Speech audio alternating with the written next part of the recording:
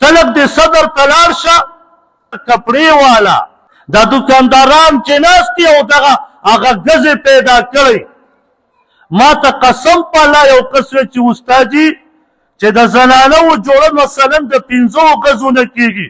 دی هغه ګز راکاږي دا کپړه بعضې ټایم کې د زنانو راښودلی کېږي وی دا راکاږي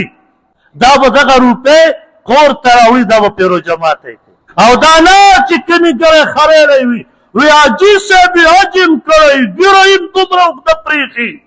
وی نوم پورې خو یې ګیره رارسي وی تکبیر الله ته نه پوت کېږي په اول صف کې ولاړ وي لیکن چې ورشي نو ګز دله راکاږي کپړې دې اوږدې شي 5 ګزو په ځای به 4.5 ګزی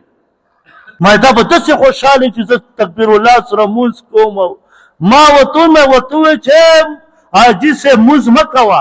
ځان ته په دوکان کې کوه روژه مه نیسه